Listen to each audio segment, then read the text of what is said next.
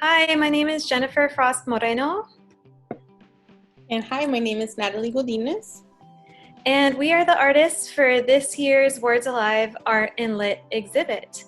We want to take the chance to talk to you a little bit about the concept behind the artwork and more about the materials used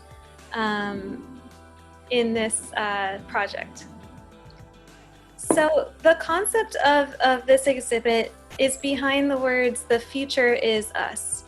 And when I was thinking about these words in the 3 books that were included in this project, I wanted to make sure that the voices of the students were at the forefront. I wanted them to feel activated and engaged in these topics of the books and thinking about how they can be change agents in their own little communities. The first thing that I thought about in regards to my own experiences were protest banners. When you see the kind that you see at actions and protests throughout the world.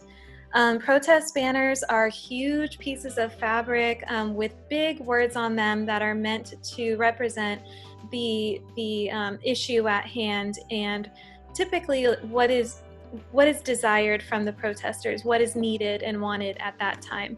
Protest banners are effective because they're big, they're clear, and they're colorful typically and creative. So I thought bringing students into this process of making a protest banner would really show their individuality and also the collective movement with being engaged and in these issues. So I wanted them to think about what are the different catalysts in the books.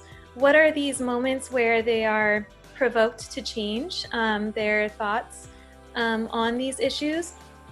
And I wanted them to think about what it would be like to organize around these issues and these different catalyst kind of moments.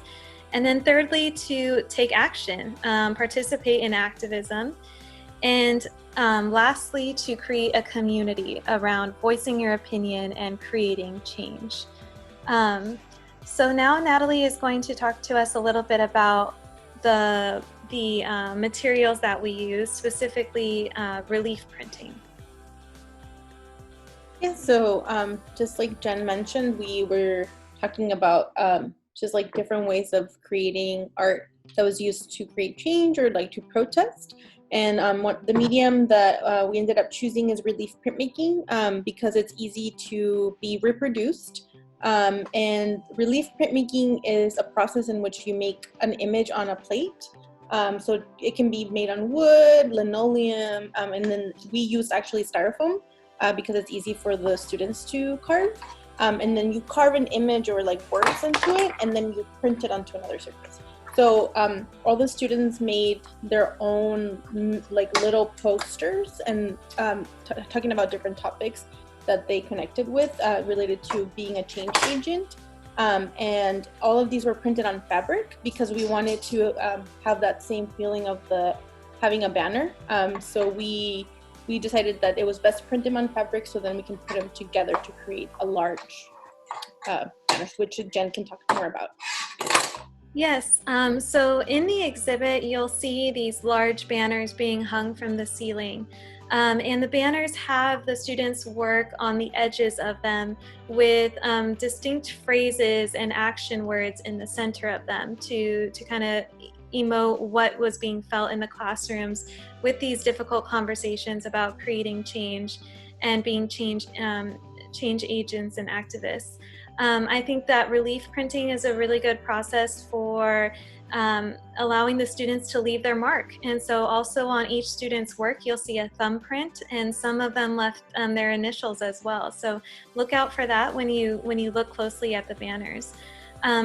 Once we kind of collaged the banners together and sewed them together, also shout out to the volunteers who helped us create these banners, 14 in total.